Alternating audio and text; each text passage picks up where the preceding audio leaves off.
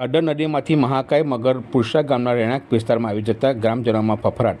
Amod one વિભાગની ટીમે ભારે જહેમત બાદ મગરનું રેસ્ક્યુ કરી પાંજરે પૂર્યા। મગરનું મેડિકલ ચેકઅપ કરાવ્યા બાદ નૈસર્ગિક વાતાવરણમાં છોડી મૂક્યો। આમોદ તાલુકાના પુરસા ગામે રાત્રિના સમયે રહેણાંક વિસ્તારમાં મહાકાય મગર આવી પહોંચતા ગ્રામજનોમાં ફફડાટ ફેલાઈ ગયો હતો।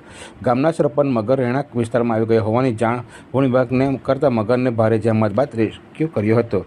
જાણવા મળતી માહિતી મુજબ દાઢર નદીમાંથી આમોદ તાલુકાના પુરસા ગામના રહેણાંક વિસ્તારમાં રાત્રિના સમયે આશરે 12 ફૂટ લાંબો મહાકાય મગર આવી જતા ગ્રામજનોમાં ગભરાટ ફેલાઈ ગયો હતો। ગામના સરપંચે આમોદ વન વિભાગને જાણ કરતા વન વિભાગ range forest officer Ramesh Chauhan તથા ફોરેસ્ટર જશુભાઈ પરમાર, બીટગાર્ડ અનિલ પઢિયાર, વિપિન પરમાર તેમજ જીવદયા કાર્યકર અંકિત પરમારને સાથે રાખી ભારે જહેમત બાદ મહાકાય મગરનું રેસ્ક્યુ કર્યું હતું।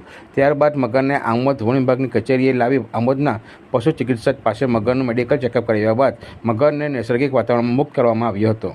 પરમાર ટાઉન ફોરેસ્ટર આછોદ તે જણાવું છું કે ગત રાત્રિના રોજ પુરસા ગામે એક મહાકાય મગરની જાણ થતાં અમારો સ્ટાફ તથા જીવદયાના કાર્યકર એવા શ્રી અંકિતભાઈ, અનિલભાઈ અને અનિલભાઈ પઢિયાર અમારા સ્ટાફ મિત્ર બધા સૌ તથા ત્યાં ગામના આગેવાનો, ગ્રામજનો અને અન્ય લોકોની સહાયથી આ મહાકાય મગરને અમારા નાયબ સંરક્ષક શ્રી ભાવનાબેન દેસાઈના માર્ગદર્શન હેઠળ રેસ્ક્યુ કરવામાં આવેલ છે અને આજરોજ તેનું ડૉક્ટરી સર્ટિફિકેટ મેળવી તંદુરસ્ત હાલતમાં તેને નૈસર્ગિક વાતાવરણમાં મુક્ત કરવામાં આવશે।